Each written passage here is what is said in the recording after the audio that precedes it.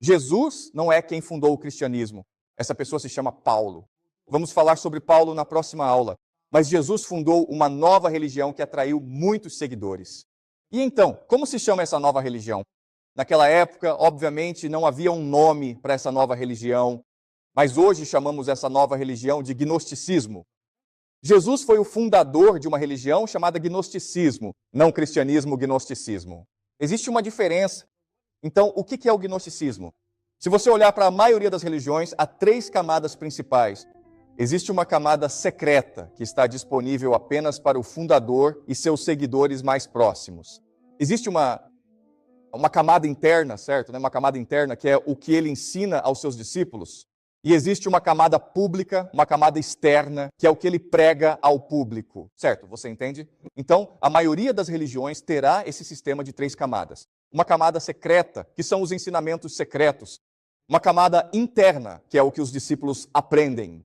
E então há uma camada pública. Então, o que é importante para nós entendermos é que essas 3 camadas operam em níveis diferentes e falam verdades diferentes. Mas todos eles estão interconectados, certo?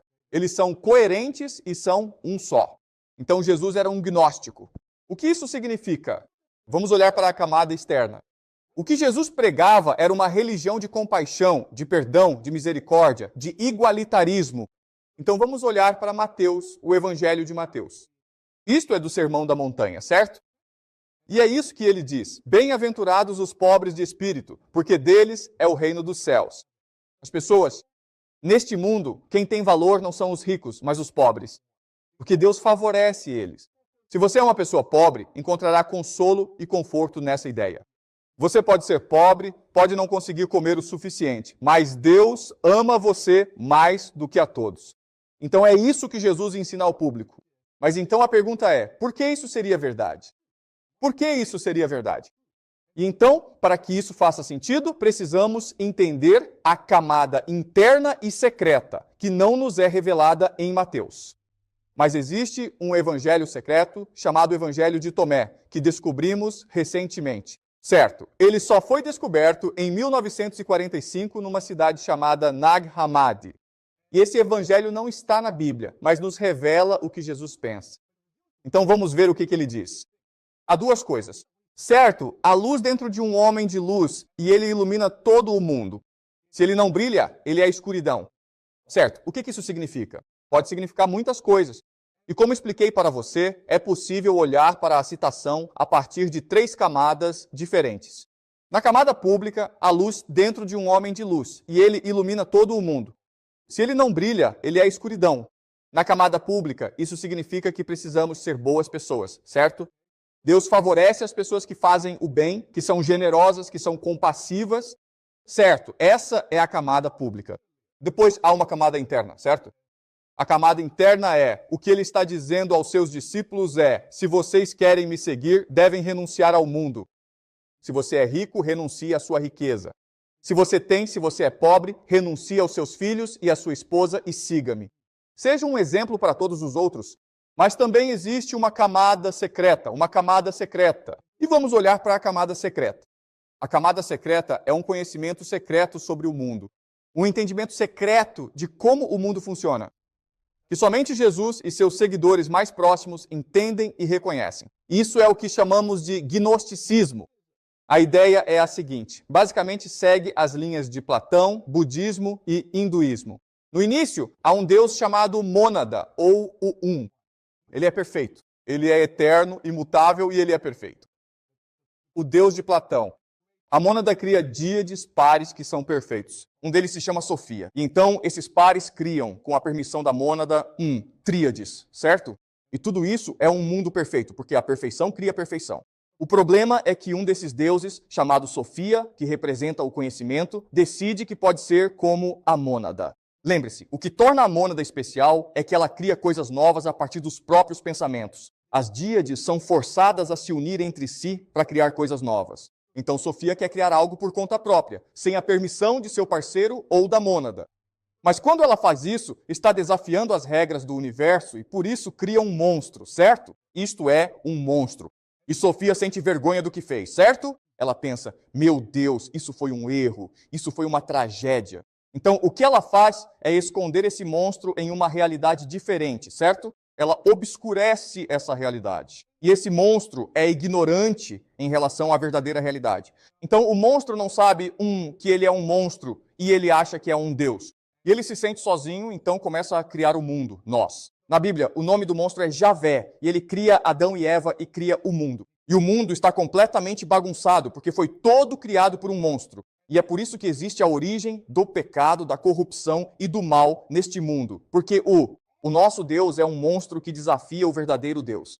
E é por isso que bem-aventurados os pobres de espírito, porque deles é o reino dos céus. Porque se você é pobre, você está desafiando a realidade material.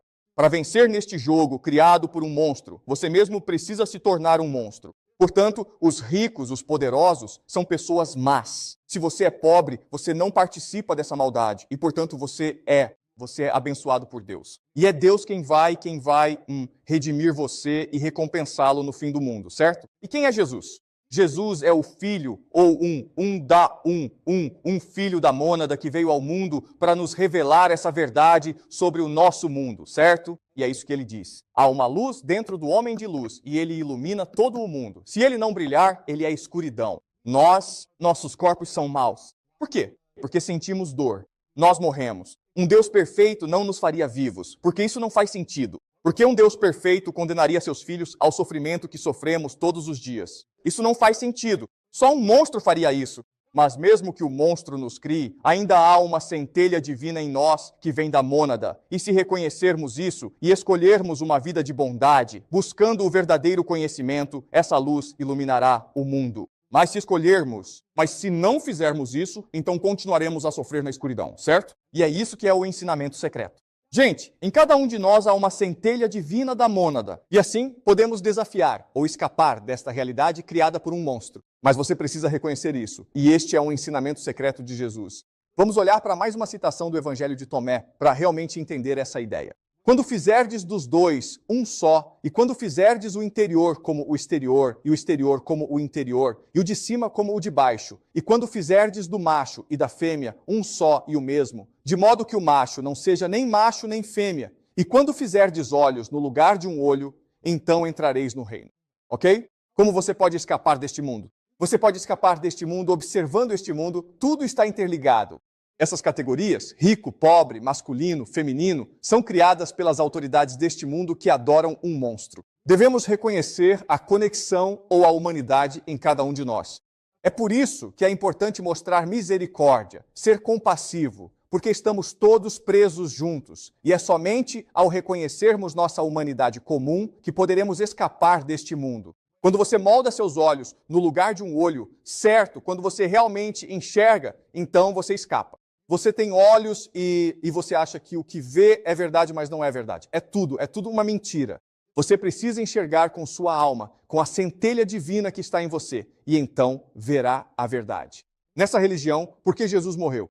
Bem, quero dizer, ele morreu porque isso é algo bom, certo? Se você morre, você consegue escapar de volta para a verdadeira realidade. Mas também ele morreu para nos despertar, para nos inspirar, para chamar nossa atenção, porque sua morte foi tão trágica que nos impressionou a ponto de focarmos nossa atenção em Jesus. E quando focamos em Jesus, focamos em seus ensinamentos e lentamente, com o tempo, através do nosso próprio processo de autodescoberta, conseguimos reconhecer o verdadeiro ensinamento, o ensinamento secreto de Jesus. E uma vez que reconhecemos os verdadeiros ensinamentos de Jesus, somos capazes de praticar uma vida compassiva, generosa e misericordiosa. Somos capazes de trazer luz ao mundo e, em nossa morte, conseguimos escapar de volta para a verdadeira realidade, ok? E esse é o verdadeiro ensinamento de Jesus. Então faz sentido, pessoal? Agora que reconstruímos sua verdadeira crença, vamos analisar sua vida. O que aconteceu? Ok, Jesus em algum momento consegue desenvolver sua teoria do mundo, sua religião, e se você acredita na sua teoria, você quer divulgá-la, certo? Você quer que as pessoas conheçam sua teoria.